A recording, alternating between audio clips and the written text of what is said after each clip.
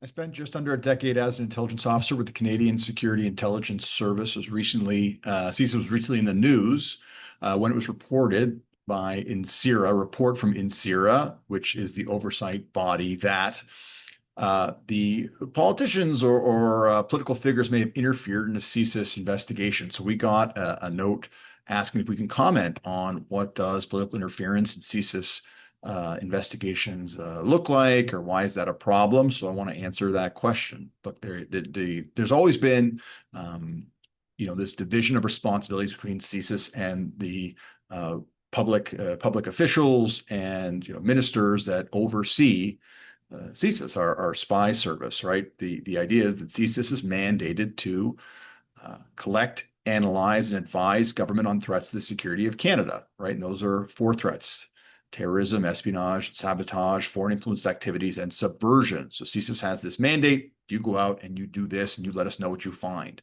CSIS also gets some direction from the politicians, from the public service about the kind of threats they're interested in. What do we want to know? What information do we need to make decisions? And they will say, this is a priority 1, this is a priority 2, and priority 3. And, they will go and consult with ministries, they'll consult with the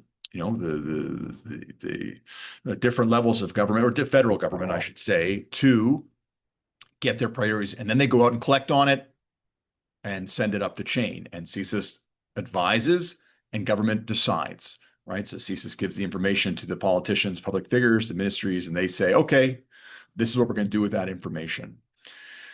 Where that breaks down a little bit is if the politicians or non-CSIS are making decisions or involved in the day-to-day activities of the organization. That's supposed to be CSIS's mandate, and people aren't supposed to say or interfere with kind of how they collect, what they collect, and what they receive to be advised on, right? You have to get this impartial advice, this neutral advice, and then it's on the government to do what they, want to do with it. So, where this gets dodgy is when you hear that people are hearing what CSIS is doing and saying, maybe don't do it that way, or don't do that, and meddling in operations. And when they do that, as it said in the report, they can put people in danger. They can harm CSIS's reputation with our partners. Many times our operations, especially abroad, are coordinated with foreign partners. And if that gets delayed for any reason,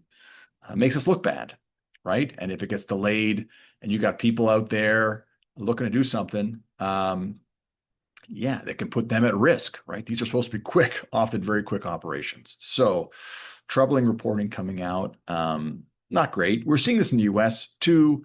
And we all sit here in Canada and we tisk and we say, oh, look at those, look at the Americans and the politicalization of their intelligence services, driving their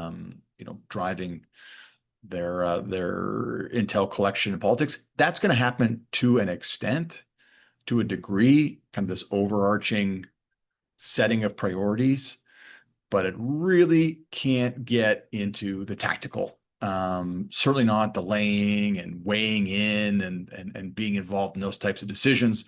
Where that happens, big problems, especially outside of the chain of command. Anyway, hope that helps. Want to do a quick video to talk about it. Like, subscribe, send your questions here. Try to answer them as best we can. We will speak soon. Until then, stay safe.